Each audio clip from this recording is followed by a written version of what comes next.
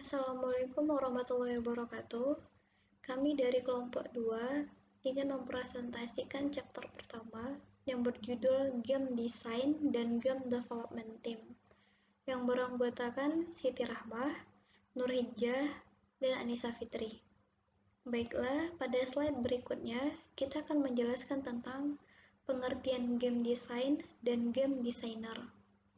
Game design adalah proses dan aksi merancang aturan main secara bertahap yang menentukan terjadinya sebuah game.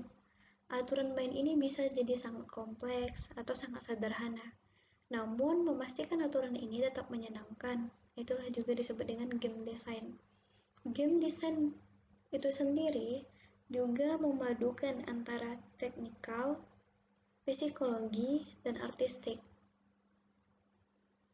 Game designer adalah seorang yang merancang aturan main dari game design itu sendiri, atau pelaku dari pembuatan game design itu sendiri.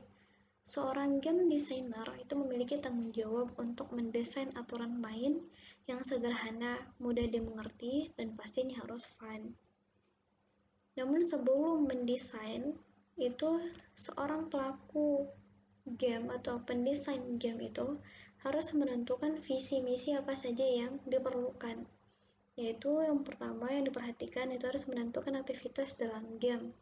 Yang kedua harus menentukan goals-nya atau tujuannya dalam pembuatan game tadi. Misal tujuan pembuatan game itu adalah untuk media pembelajaran. Contoh, untuk media pembelajaran anak TK, untuk mengetahui huruf hijaiyah atau berhitung. Jadi kita harus mengetahui apa tujuan dari pembuatan game itu sendiri. Kemudian yang kedua itu adalah rules-nya, itu aturan main dalam pembuatan game design itu sendiri. Apa saja yang diperlukan dalam permainan game atau desain yang akan dibuat. Misal puzzle dari huruf hijaiyah. Kemudian yang ketiga itu konfliknya atau permasalahan dalam game design itu sendiri. Yang keempat itu adalah sistem dari game designer. Terus apa saja yang diperlukan seorang game designer? Yang pertama itu harus menentukan apa saja yang dibutuhkan dalam pembuatan atau perancangan game itu sendiri. Mulai dari bentuknya, alurnya, itu juga harus dituliskan sebelum perancangan game itu sendiri agar orang-orang mudah mengerti apa yang selanjutnya, tahap-tahap berikutnya yang akan kita buat atau kita rancang. Yang kedua, berpikir kritis. Dalam merancang sebuah gamenya harus masuk akal, harus logis, apakah dapat diterima atau tidak. Kemudian yang ketiga itu harus observasi. Sebelum membuat sebuah game, harus mengamati apa saja yang diperlukan dalam game tadi. Misal, dibutuhkan untuk perancangan soundnya atau latarnya, itu juga harus diamati dalam pembuatan game itu sendiri. Atau misal bentuknya 2 dimensi atau 3 dimensi, itu juga harus diobservasi atau diamati. Yang keempat yang diperlukan oleh game designer itu adalah kegigihan. Ini adalah tonggak dari perancangan sebuah game. Jadi dalam pembuatan game tadi harus gigih dalam pembuatannya. Kemudian apa saja tugas dari seorang game designer? Tugas dari seorang game designer yang pertama itu adalah brainstorming dan prototyping. Jadi harus melakukan riset awal dan membuat prototipenya. Jadi harus menjalankan game itu sendiri, mencoba gamenya, hingga menemukan desain yang dapat digunakan. Yang kedua itu balancing dan refining. Dalam perancangan game itu harus balance, harus seimbang dalam pembuatannya. Dan juga harus fun. Jadi tugas seorang game designer itu harus menentukan apakah seimbang, apakah menarik, apakah menyenangkan, itu juga harus diperhatikan. Yang ketiga, disk contract. Discontract ini dari luar orang-orang melihatnya itu sangat menyenangkan, mudah bermain begitu, padahal tidak. Padahal seorang game designer itu harus memainkan game yang dia buat tadi agar dia mengetahui apa saja yang harus diperbaiki, yang harus diamati, yang harus diobservasi dan diperbaiki dalam game-game yang dirancangnya tadi, sehingga mengetahui target-target pasar apa saja yang dibutuhkan. Nah, itulah yang berikutnya yang harus game designer perhatikan, yaitu adalah market research, yaitu harus mengetahui target-target pasar yang dibutuhkan dalam pembuatan game tadi, sehingga apa yang kita buat itu juga diincar oleh pasaran. Kemudian berikutnya game development team. Game development team adalah game yang dalam proses pembuatannya sangatlah membutuhkan kerjasama tim yang memiliki karakter dan kemampuan yang berbeda-beda. Biasanya game development team itu adalah game yang pembuatannya sangat global atau membutuhkan kolaborasi bersama tim-tim lainnya, sehingga tampilan daripada game tadi itu menarik dan fun. Terus apa saja peran yang dibutuhkan dalam pembuatan game? Peran yang dibutuhkan dalam pembuatan game itu yang pertama programmernya. Programmer ini berfungsi untuk menentukan apa saja yang diperlukan dalam game tadi. Misal dalam pembuatan latarnya, atau menentukan pilihan apakah soundnya aktif atau tidak, atau pemilihan daripada tampilan layarnya, warna atau bentuknya. Itu juga seorang programmer sangat dibutuhkan dalam game designer tadi atau pembuatan game tadi, agar tampilannya itu berinteraksi, agar mudah dan menarik oleh uh, orang yang melakukan permainan tadi. Yang kedua itu artis. Artis di sini maksudnya adalah objek-objek yang dibutuhkan dalam pembuatan game. Apakah objek 2 dimensi, atau 3 dimensi, atau warnanya apa yang dibutuhkan. Itu juga diperlukan perannya di dalam game designer. Yang ketiga, game designer itu sendiri, yaitu adalah orang yang merancang dalam game. Yang keempat, sound engineer, yang dimana sound engineer itu sangat dibutuhkan dalam pembuatan game agar lebih menarik dan lebih berinteraksi dengan pelaku game, sehingga lebih menyenangkan orang yang memainkan game itu sendiri. Yang kelima itu adalah game producer, yang dimana game producer itu lah yang mengatur atau sebagai role dari semua peran-peran yang dibutuhkan dalam pembuatan game itu sendiri. Jadi seorang programmer itu dibutuhkan, artis juga dibutuhkan, game designer itu dibutuhkan, sound engineer itu juga dibutuhkan, dan diatur oleh game producer tadi. Lalu lintasnya itu diatur oleh game producer tadi.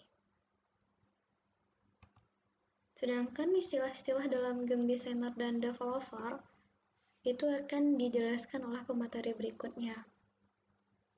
Kepada pemateri, dipersilahkan. Assalamualaikum warahmatullahi wabarakatuh. Perkenalkan, nama saya Anissa Fitri, NIM 19076002. Baiklah, di sini saya akan membahas tentang istilah dalam game designer dan developer. Yang pertama yaitu EEE game atau disebut juga triple A game. Game yang memakan biaya produksi lebih dari 10 juta dolar. Yang kedua adalah ASL atau timing. Merupakan kependekan dari acceleration atau kemampuan untuk melakukan pengaturan waktu statis atau kompleks melalui peningkatan tempo yang stabil. Yang ketiga adalah accuracy atau controls. Merupakan istilah perangkat input, tingkat kedekatan hasil dengan target yang dinyatakan. Akurasi hanya berguna untuk membandingkan rentang input dari berbagai perangkat dengan jenis input yang sama. Misalnya, kisaran nilai penekanan sepenuhnya pada stick analog dari pengontrol 360 versi pengontrol PS3. Yang keempat adalah exciper atau tipe pemain game yang lebih senang mengumpulkan excitement dalam game. Yang kelima yaitu action. Action merupakan hal yang bisa dilakukan pemain. Yang keenam adalah advert game atau singkatan dari advertising game, yaitu sebuah game yang bertujuan untuk mempromosikan suatu produk. Yang ketujuh adalah estetik. Estetik merupakan estetika permainan mengacu pada fenomenal sensorik, misalnya visual, auditory, dan lain-lain. Dan ekspresi dari game yang dialami pemain, misalnya kesenangan, emosi, sosialisasi, pemberian, dan lain-lain. Yang ke-8 yaitu agresif atau playstyle. Merupakan gaya permainan melibatkan gerakan mengeksekusi yang dirancang untuk memimpin seseorang menuju kemenangan paling cepat. 9 adalah alpha release atau alpha adalah tahap pertama di mana aplikasi sudah jadi dengan fitur lengkap. Pada tahap ini, banyak dilakukan pengujian untuk mengecek bug atau celah pada aplikasi yang masih sangat memiliki resiko atau resiko error dan merugikan penggunanya. 10 adalah alternative path. Ini merupakan jalur apapun selain jalur utama ketika tidak ada jalur utama yang jelas atau dipersepsikan atau ditentukan. 11 adalah APK atau Android Application Package, format file game atau aplikasi yang dijalankan pada Android OS. 12 adalah Arbitrary Limitation, merupakan pengecualian khusus yang dikodekan secara keras terhadap aturan. 13 adalah ARPG, merupakan action role playing game. Contohnya Kingdom Hearts, Paper Mario, yaitu The Thousand Years Door. Selanjutnya adalah ARPPU atau Average Revenue Per Playing User. Salah satu metrik publisher sosial game yang diperhatikan dengan hati-hati. Selanjutnya adalah aset. Aset merupakan segala yang bisa dimasukkan ke dalam game, 3D model, sprites, sound effect, musik, modul, bahkan game engine. Yang ke-16 adalah augmented reality, merupakan teknologi yang menggabungkan benda maya 2 dimensi dan ataupun 3 dimensi ke dalam sebuah lingkungan nyata 3 dimensi lalu memproyeksikan benda-benda maya tersebut dalam waktu nyata. Selanjutnya adalah avatar. Avatar merupakan representasi grafis dari pemain. Baiklah, selanjutnya di sini saya akan membahas istilah dalam game designer dan developer bagian 2. Yang pertama yaitu backend atau programmer. Tugasnya dalam sebuah perusahaan game biasanya menyambungkan dan mengelola input data dari user ke server. Yang kedua yaitu baiting atau menempatkan diri Anda dalam situasi yang tampaknya rentan untuk memikat lawan melalui kesalahan dengan menyerang, bergerak, atau bertindak dengan cara tertentu. Yang ketiga balance. Merupakan semua elemen desain dalam game memiliki balance. Sebuah permainan dapat secara keseluruhan untuk efek yang berbeda. Selanjutnya adalah beginner's luck atau mengacu pada fenomena pemula yang diduga mengalami frekuensi kesuksesan yang tidak memproporsional atau berhasil melawan seorang ahli dalam aktivitas tertentu. Yang kelima adalah beta release atau beta merupakan tahap lebih lanjut dari alpha, di mana pada tahap ini sudah dianggap bisa dan layak digunakan namun masih dalam kategori pengujian untuk menghilangkan bug. Perbedaan dengan alpha adalah versi beta ini sudah boleh didistribusikan. Yang keenam adalah bias, atau istilah saat membahas akurasi. Ketika ada data yang tidak relevan, keputusan yang diambil akan cenderung tidak relevan juga, yaitu menjadi bias. Yang ketujuh adalah bug, yaitu sebuah gangguan pada kode yang bisa menghambat proses kode tersebut. Selanjutnya adalah istilah dalam game design dan developer bagian C-nya. Yang pertama yaitu call out. Call out ini merupakan informasi gameplay dikomunikasikan secara verbal antar rekan satu tim. Yang kedua adalah kamera atau controls, yaitu perangkat input yang merasakan cahaya dengan menganalisis gambar atau video. Sistem dapat mengenali pola dan melacak pergerakan, bentuk, warna, dan bahkan kedalaman. Yang ketiga yaitu casual game, atau sebuah tipe game yang simpel dengan playtime kurang lebih 15-20 menit. Yang keempat adalah challenge. Ketika seseorang pemain menggunakan beberapa tingkat keterampilan di luar tingkat kenyamanan mereka atau melewati batas mereka, jelas kualitas ini bervariasi dengan masing-masing individu dan harus didukung dengan pernyataan yang menggambarkan tindakannya. Yang kelima adalah choice. Choice merupakan segala sesuatu yang bisa dipilih pemain. Selanjutnya yaitu class. Kelas merupakan pekerjaan atau profesi untuk membedakan kemampuan setiap karakter dalam game. Selanjutnya yaitu klimaks, atau level, tantangan, set piece, atau momen paling bermakna, sulit, atau intens dalam permainan. Selanjutnya adalah collision, di mana sebuah interaksi fisik antar dua objek atau lebih dalam game.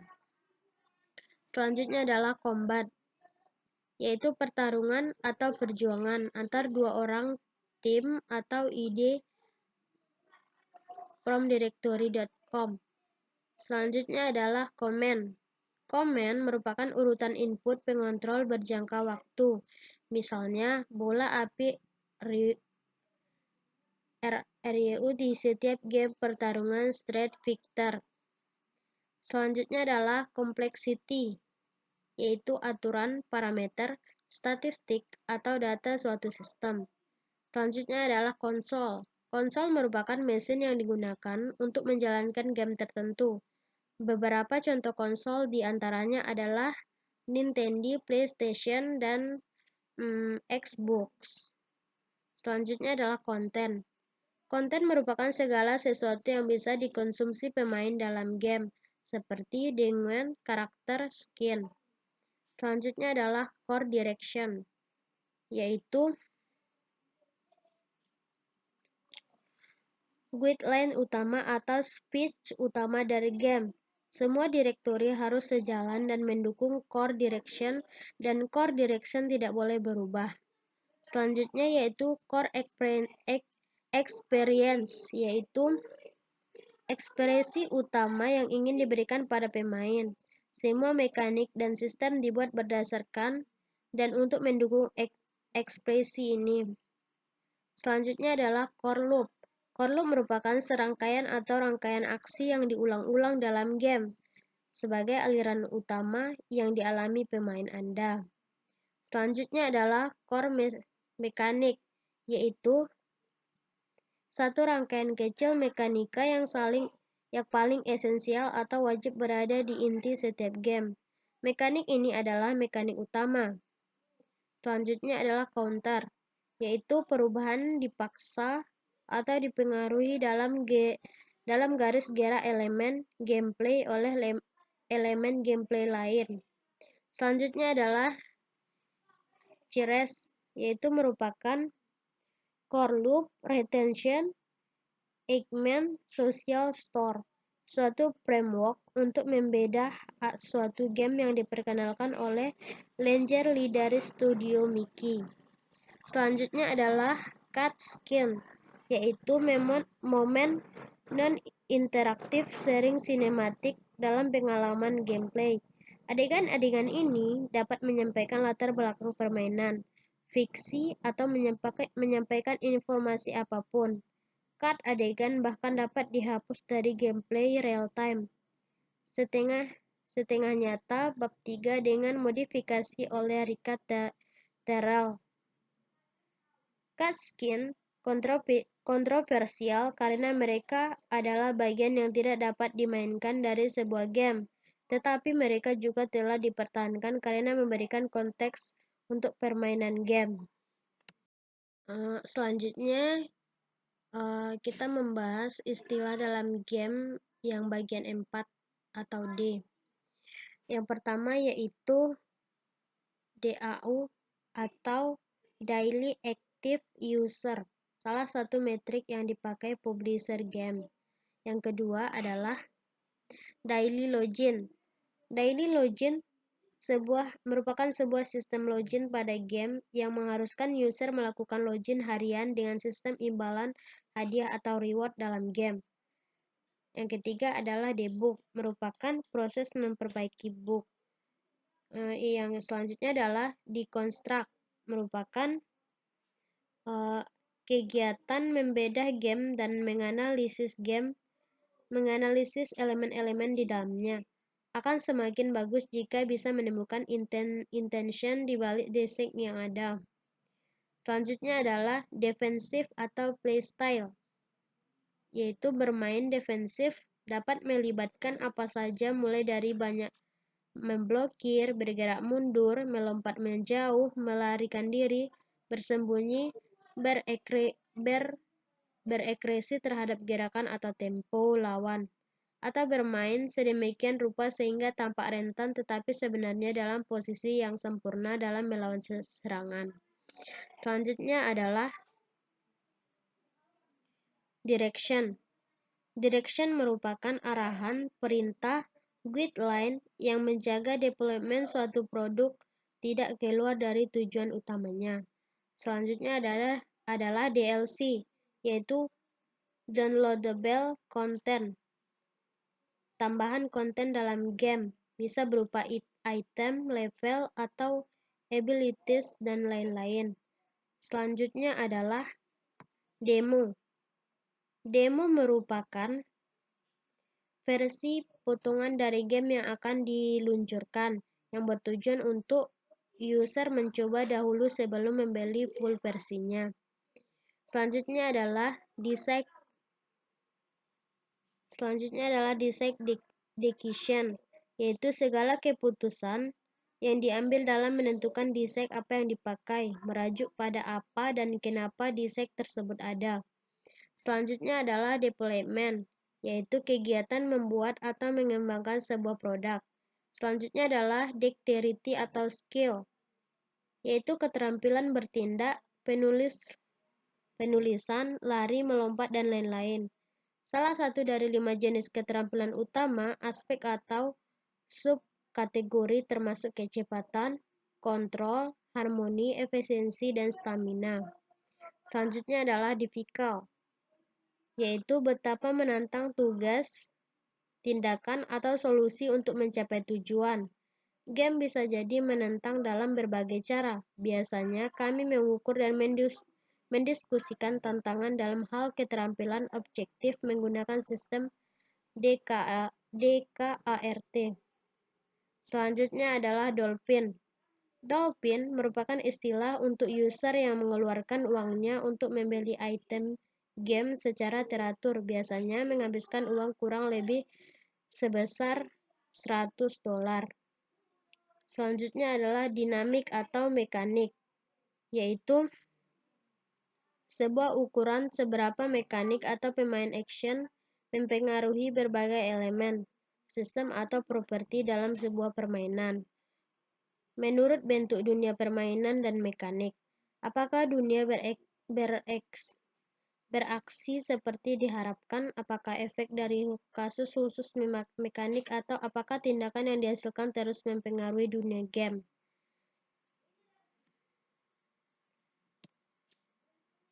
Selanjutnya saya akan membahas istilah dalam game yang bagian E dan F. Yang pertama yaitu education game, yaitu salah satu tipe game yang bertujuan untuk pembelajaran kepada pemain. Yang kedua adalah elemen, istilah umum untuk bagian manapun dari video game, termasuk karakter, kursor, avatar, HUD, komponen panggung, musuh, peluru, efek suara, musik, dan lain-lain. Selanjutnya, Atlas Mode, yaitu mode ini seperti mode tantangan kecuali bahwa pengaturan level atau tantangan dihasilkan secara acak. Selanjutnya adalah engagement, yaitu dapat diartikan sebagai keasyikan atau keseruan bermain yang dirasakan oleh pemain. Selanjutnya adalah Engagen, yaitu ketika seorang pemain menggunakan keterampilan DKART dalam menangani presentasi, aturan, atau sistem permainan. Selanjutnya adalah equipment. Equipment merupakan segala sesuatu yang bisa digunakan pemain untuk memperlengkapi karakternya. Selanjutnya adalah error. Error merupakan terminologi perangkat input. Kesalahan adalah variabilitas acak. Selanjutnya adalah extrinsic motivation. Merupakan motivasi itu datang dari luar diri individu. Motivasi ekstrinsik yang umum adalah penghargaan seperti uang dan nilai, paksaan dan ancaman hukuman, persaingan pada umumnya. Selanjutnya adalah extrinsic reward, yaitu extrinsic reward adalah reward yang didapat oleh pemain di luar dari aktivitas yang dilakukannya itu sendiri. Selanjutnya adalah fairness. Fairness merupakan permainan dengan keahlian yang sama, memiliki peluang yang sama untuk menang meskipun mereka mungkin memulai permainan dengan set pilihan yang berbeda, atau gerakan karakter, ataupun sumber daya. Selanjutnya adalah fanbase, yaitu komunitas pemain yang menyukai game kita. Selanjutnya adalah feasibilitas study, yaitu riset dan studi yang dilakukan untuk memastikan produk bisa dikerjakan dan memiliki potensi di pasar. Selanjutnya adalah flowchart, yaitu representasi visual tentang bagaimana program atau desain bekerja. Flowchart menggunakan bentuk lingkaran untuk titik masuk dan keluar, bentuk kotak untuk menggambarkan tindakan yang diambil oleh program, dan bentuk berlian untuk tindakan pengguna dan untuk membuat keputusan percabangan. Selanjutnya adalah form follow function, yaitu fungsi bentuk pas adalah prinsip desain game yang kuat yang digunakan di banyak game tersebut. Selanjutnya adalah FOV atau Field of View, yaitu perspektif visual yang tampak oleh indera penglihatan kita melalui viewfinder kamera pada posisi dan orientasi tersebut. Selanjutnya adalah FPS, yaitu first person shooter atau frames per second. Selanjutnya adalah frame. Frame merupakan frekuensi frame adalah frekuensi di mana perangkat pencitraan menghasilkan gambar berurutan unik yang disebut frame. Selanjutnya adalah frame rate, yaitu jumlah bingkai gambar atau frame yang ditunjukkan setiap detik dalam membuat gambar bergerak. Selanjutnya adalah freemium. Freemium merupakan game yang gratis dimainkan tetapi menawarkan DLC tambahan melalui transaksi mikro. Selanjutnya adalah free to play, yaitu istilah untuk jenis game yang dapat dimainkan secara gratis, namun terdapat beberapa mekanisme EAP dalam game. Selanjutnya, Fortet atau programmer, yaitu tugasnya adalah membuat tampilan yang langsung dilihat oleh user. Selanjutnya adalah fun dan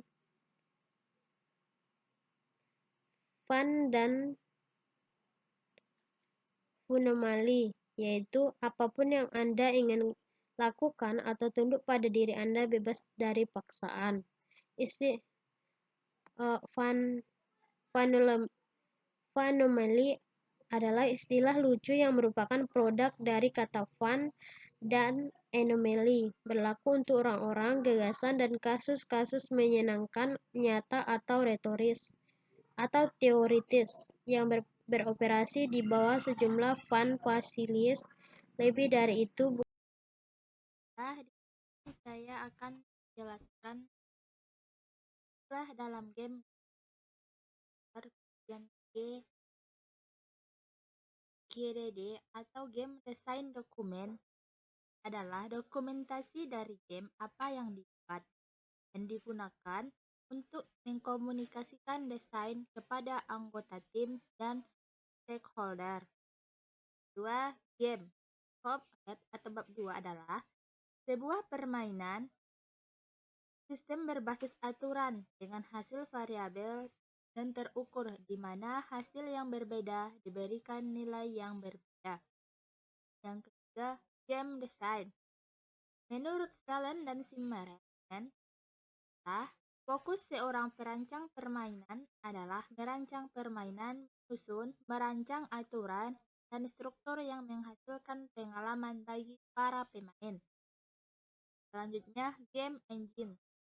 Nah, software yang digunakan untuk membuat sebuah game yang umum dipakai seorang developer adalah Unity, Construct, Cocos, 2D, Tracer, dan Unreal. Yang selanjutnya, game idea. Nah, tema, konsep, arah, atau ide yang mengatur dan dikomunikasikan melalui desain tantangan, bagian yang berbeda, level, lain-lain. Selanjutnya, gameplay adalah derajat dan sifat interaktivitas yang termasuk dalam game. Itu bagaimana pemain dapat berinteraksi dengan dunia game dan bagaimana dunia game bereaksi terhadap pilihan yang dibuat pemain. Selanjutnya, gamification. Penerapan elemen-elemen khas permainan game, misalnya scoring point, persaingan dengan orang lain, atau aturan main, ke area aktivitas lainnya, biasanya sebagai teknik pemasaran online untuk mendorong keterlibatan dengan produk atau layanan. Selanjutnya, gimmick adalah suatu inovasi tersembunyi, terkadang dimaksudkan untuk menarik perhatian dan meningkatkan nilai unik dari suatu produk atau karya. Selanjutnya, grinding merupakan aksi gamer untuk tidak melanjutkan cerita atau quest utama dan lebih terlibat dalam aksi sampingan yang tidak signifikan dengan satu tujuan, memperkuat karakter utama dari status dan level. Yang selanjutnya, GUI, Graphical User Interface. Informasi yang diperlihatkan pada layar yang berfungsi sebagai interaksi user dengan program komputer. Selanjutnya, hardcore. Game yang ditargetkan untuk player yang menghabiskan cukup banyak waktu untuk bermain game, misalnya atlet komunitas game, Zendesk, atau atlet sport. Yang selanjutnya, hybrid game. Dua jenis tantangan gameplay yang sepenuhnya berbeda, kemungkinan besar dari dua genre yang berbeda, dirancang untuk dimainkan pada waktu yang sama atau secara bergantian dalam tantangan gameplay. Yang selanjutnya, hyper casual, game yang ditargetkan untuk player, tidak memiliki banyak waktu untuk bermain game. Game jenis ini merupakan bentuk sederhana dari game casual dan cenderung hanya memiliki satu level atau bentuk unlimited game. Bagian selanjutnya, IAPS atau biasa juga disebut mikrotransaksi, item yang dijual dalam game. Nah, inovasi, proses atau hasil pengimbangan dari apa yang sudah ada. Selanjutnya, interaktif melakukan tindakan yang diakui dan direspon oleh sistem game dapat diukur dengan tindakan per unit waktu atau dengan cara lain apapun. Yang selanjutnya, intrinsic motivation mengacu pada motivasi yang didorong oleh minat atau kesenangan pada tugas itu sendiri dan ada dalam diri individu daripada mengandalkan tekan eksternal apapun. Motivasi intrinsik telah dipelajari oleh psikolog sosial dalam pendidikan sejak awal 1970-an. Penelitian telah menemukan bahwa hal ini biasanya dikaitkan dengan prestasi dan kenikmatan pendidikan yang tinggi oleh siswa. Selanjutnya, intrinsic reward. Intrinsic reward adalah reward yang didapat seseorang di mana reward tersebut berasal dari aktivitas tersendiri. Selanjutnya, bagian C, K, dan L. K, di mana setiap elemen atau sistem yang dapat digunakan untuk membuka kunci. Selanjutnya, Conrad skill, salah satu dari 5 keterampilan yang mencakup aspek atau subkategori LPM.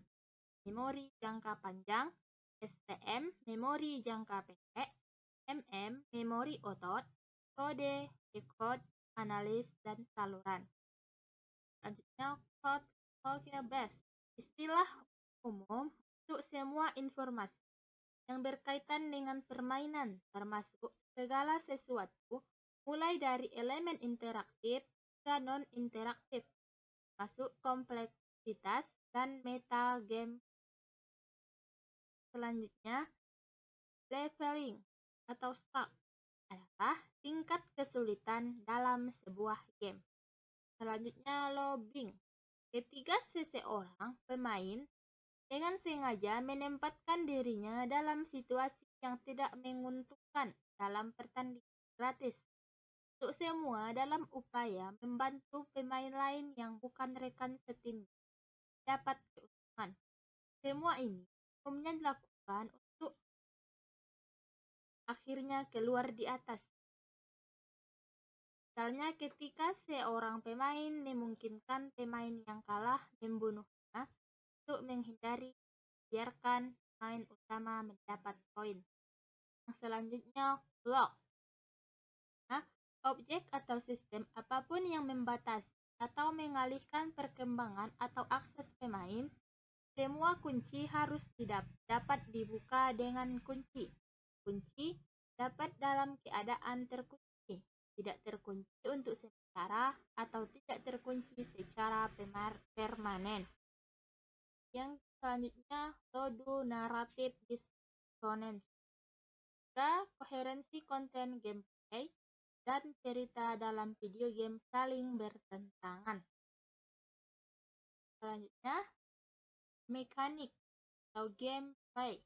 Tindakan adalah tindakan yang dihiasi pemain dari input pengontrol seperti yang ditentukan oleh desainer game. Tindakan ini memiliki efek pada game state. Dalam hal variabel dan dinamika sistem gameplay, kombinasi perangkat keras dan perangkat lunak dari tindakan gameplay. Yang selanjutnya, metagame. Istilah tuas yang biasanya digunakan untuk menentukan strategi, tindakan, atau metode yang digunakan dalam game yang melampaui aturan yang ditentukan. Gunakan faktor eksternal untuk memengaruhi game atau melampaui batas yang seharusnya lingkungan yang ditetapkan oleh game. Yang selanjutnya, mid-core. Game yang merupakan kombinasi dari jenis game casual dan hardcore dan merupakan salah satu jenis game yang memiliki tingkat penggunaan sangat tinggi. main game. Istilah umum untuk mempengaruhi lawan manusia untuk membuat kesalahan, biasanya dengan memperhatikan harapan mereka untuk membuat keputusan, termasuk up, serta apapun di luar aturan permainan, mekanik, dan interaksi. Dengan kata lain, up adalah subset dari permainan pikiran. Min now, istilah untuk user yang mengeluarkan uangnya untuk membeli item game. Biasanya hanya membeli item yang murah saja, yang kurang dari $10. MMOG, Massively Multiplayer Online Game. MMORPG, Massively Multiplayer Online Role Playing Game. MOBA, Multiplayer Online Battle Arena. Multi-loop, sebuah sistem permainan yang memiliki banyak loop, saling mempengaruhi yang masing-masing mengatur, lebih atau kurang, mekanisme dominan dan interaksi sebuah permainan. Negatif feedback, istilah usang dan agak membingungkan untuk comeback mekanik. NPC, non-playable karakter, karakter yang ada di dalam game tidak dapat user kendalikan. Biasanya dikendalikan oleh AI atau hanya memberikan interaksi satu arah. Nuance, segala efek, properti, atau detail elemen gameplay yang tidak wajib atau jelas. Yang selanjutnya yaitu obstacle, istilah umum untuk setiap tantangan gameplay yang hanya bisa diatasi pemain dengan menggunakan mekanik. Open world, konsep game yang memungkinkan player untuk melakukan eksplorasi dalam game meski tidak terkait dengan request atau objektif utama dalam game. Overwhelming, kondisi ketika player mendapat terlalu banyak hal untuk dipelajari sekaligus. Umumnya terjadi pada game dengan tutorial kompleks. P2W, Pay to Win, game yang mengharuskan pemainnya membayar untuk bisa menjadi sangat kuat. Party adalah istilah yang umum dipakai untuk sebuah grup atau tim dalam game. Perspektif, konteks sistem dalam persepsi visual adalah cara bagaimana objek terlihat pada mata manusia berdasarkan sifat spesial atau dimensinya dan posisi mata relatif terhadap objek. Platformer, subgenre dari sebuah action game. Biasanya dalam game platform, player harus memanjat dan melompat dari pijakan ke pijakan lainnya sambil menghindari atau mengalahkan obstacle yang ada. Play, bermain adalah istilah yang digunakan dalam etologi dan psikologi untuk menggambarkan berbagai kegiatan sukarela, motivasi intrinsik yang biasanya terkait dengan kesenangan. Player, manusia berinteraksi dengan game. Dalam video game player, pada umumnya berarti pemain manusia. Game yang dimainkan melawan komputer dianggap sebagai game pemain tunggal. Prototype merupakan bentuk awal dari sebuah produk asli yang akan dirancang dan hanya fokus kepada fungsionalitas utamanya saja. Punishment, mengalami rasa sakit, kehilangan, kurungan, kematian sebagai hukuman atas pelanggaran atau kesalahan. PvE, Player versus Environment. PvE, Player versus Monster. PvP, player versus player. Selanjutnya itu quiz. Serangkaian aksi yang harus dilakukan pemain untuk mencapai sebuah tujuan. Real time atau gameplay keadaan di mana kondisi permainan, aksi dan reaksi sebab akibat diteruskan melalui beberapa jalur waktu permainan ke waktu aktual. Render merupakan proses dari membangun gambar digital dari hasil komposisi model awal yang dibangun melalui program grafis. Retention merupakan suatu istilah yang dapat diartikan sebagai kemampuan suatu game dalam membuat pemain bisa kembali ke game kita terus-menerus dan berulang. Reward, sesuatu yang diberikan atau diterima sebagai balasan atau imbalan untuk layanan, jasa, kesulitan, dan lain-lain. Tindal atau puzzle, teka-teki yang dirancang untuk menentang seseorang untuk berpikir di luar kotak atau untuk membuat hubungan panjang dan tidak umum antara ide. Rigging, proses pemasangan armatur atau tulang pada mes atau objek 3D agar dapat melakukan proses animasi. RPG, role playing game, adalah genre sebuah game. Di sana kita mengendalikan avatar yang memiliki peran. Rules. Semua game memiliki aturan. Talent dan Simmerman menggambarkan aturan sebagai tindakan pemain yang membatasi. Sandbox, game atau mode game yang memungkinkan pemain bereksperimen dengan mekaniknya apapun tujuan gamenya jika ada. Selanjutnya yaitu fence breaking, melaju melalui game atau level dalam urutan selain dari jalur utama atau pesanan yang dimaksudkan pengembang. Side scrolling, genre dari sebuah game. Ciri khasnya adalah tampilannya yang berada di samping dan karakter bergerak ke kiri atau ke kanan. Shader, sebuah program yang melakukan perintah kepada komputer tentang bagaimana seharusnya suatu objek ditampilkan pada layar, berkaitan dengan kombinasi tata cahaya dan warna. Skill, agen penggunaan atau pemain.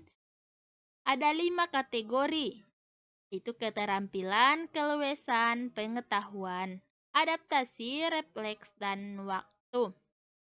Skill barrier, istilah umum untuk jumlah minimum keterampilan yang dibutuhkan untuk bersaing atau berkembang dalam suatu tantangan.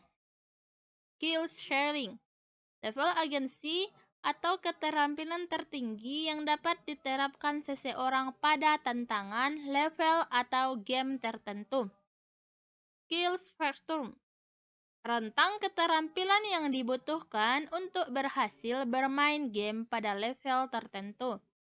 Sosial, sangat erat kaitannya dengan hubungan antar pemain, baik di dalam game maupun di luar game. Speed, seberapa cepat seseorang dapat melakukan serangkaian gerakan atau mengulangi satu gerakan. Failure effect, bagaimana tantangan yang sangat atau sebagian besar menekankan keterampilan pengetahuan dapat begitu pemain mempelajari solusi atau triknya. Stamina, berapa lama gerakan atau serangkaian gerakan dapat dipertahankan atau diulangi sebelum tingkat kinerja tertentu. Score sangat erat kaitannya dengan review game. Seperti apakah IF di dalam game, banyak terbeli, dan lain-lain. Taktik adalah rencana umum yang biasanya dimaksudkan untuk mendapatkan semacam keuntungan.